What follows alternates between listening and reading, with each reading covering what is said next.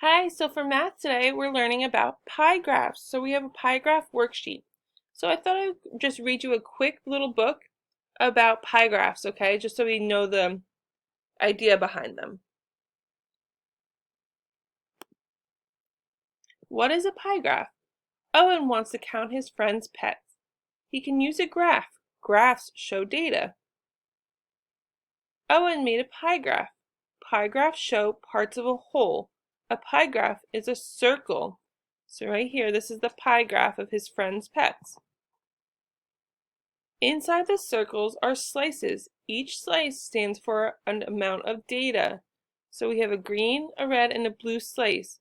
And they go for camping for green, swimming for blue, and red for sports.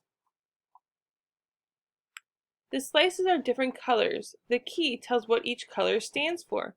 Some slices are small, some slices are big. Now also with pie graphs, they're not always colored. You'll just see percent or the amount in each slice. Making a pie graph. Sarah and her 5 friends like snacks. What are their favorites?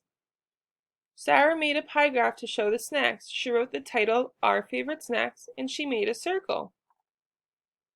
Sarah drew lines to show 6 slices. There is 1 slice for each person. Sarah used colors to show the snacks. Which snacks do Sarah like the best? Do Sarah's friends like the best? Sarah's friends like popcorn the best. That's the yellow. So now it says you try it. So we're going to go and move on to our worksheet now. So this is our worksheet reading pie graphs. For some reason, the pie graph itself didn't show up on my page, so I brought it up on another screen. So that's why there's a split screen right here. So let's get started. It says Lizzie tracked the time she spent on homework per topic during 1 week. Answer the questions based on the pie graph. So let's just look at the pie graph real quick. So we have English, writing, physics, health, biology, and art. And then there's percentages next to it to tell us how much time they spent on the homework.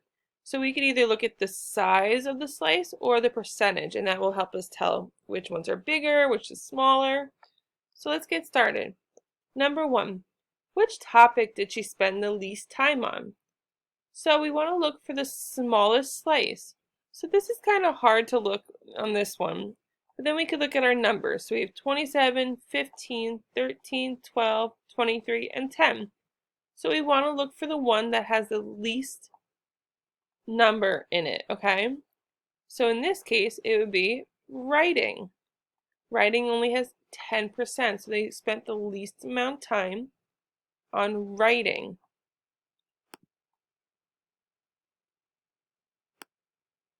So we're going to write writing next to it. So in this case, you could put a W or you could spell the whole word out, up to you. Number 2, what percent of time did she spend on writing?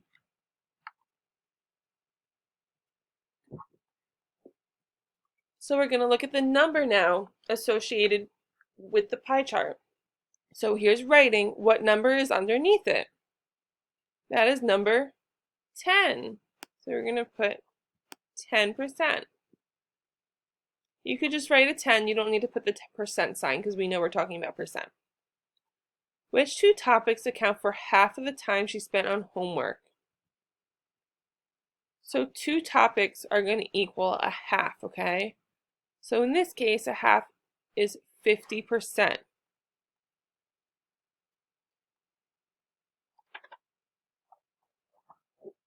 Question's a little hard, so I'm going to walk you through it. So we want 2 pieces to add up to 50 because 50 is half of 100. So I'm looking at the 2 biggest pieces, which is English and physics. So we're going to add them together and make sure they add up to 50. So I'm going to get my calculator out and we're going to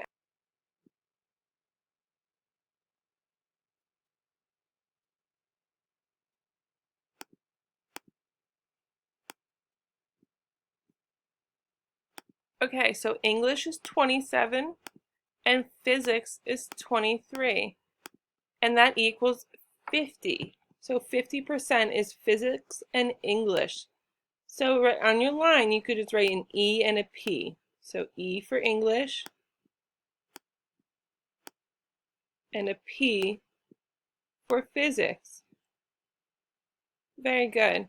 What percentage of time did she spend doing the physics and art homework? Okay, so we have physics here and art. So we're going to use the calculator again. Actually, you know what? Let's write it out. So we're going to do 23% plus 15. So you're going to go 23 plus 15.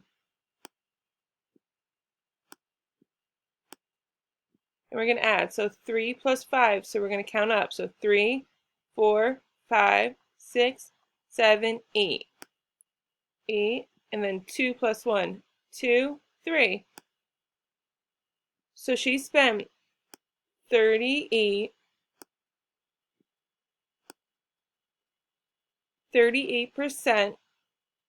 of her time doing physics and art homework. And now it says, number 5, which topic took the most time? So which is the biggest slice? English is the biggest slice. So you could just circle English, or you could write E for English.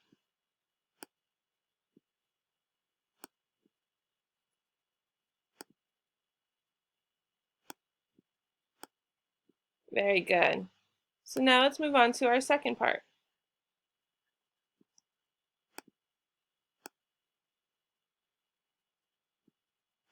Okay.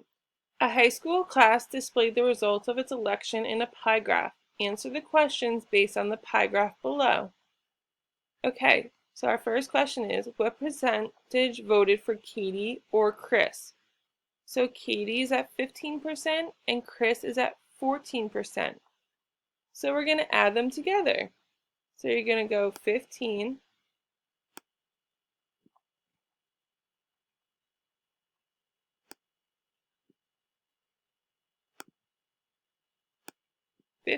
plus 14 equals. Okay, so we're going to count up. So 5 plus 4. 5, 6, 7, 8, 9. And then 1 plus 1. 1, 2. So 29% voted for Katie or Chris. Number 2. What percentage voted for Sarah? So you're going to look at your graph and find Sarah. It's an S. Her name starts with the S. So here's Sarah. And what number is underneath it?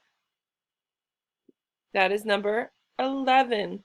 So 11% voted for Sarah. Who got the fewest votes? So let's look at our numbers. We have 32, 14, 15, 11, 10, and 18. Which one is the least number? That's Piper. Piper got 10%. So you could put P for Piper, or you could circle Piper. Now it says, which two students account for half the votes? So for half of the votes, which two students is that? So on this chart, we could see it really nicely. It splits right down the middle for Lizzie and Mike. So Lizzie and Mike make up half of the votes. So you could either circle them, or you could write L and an M.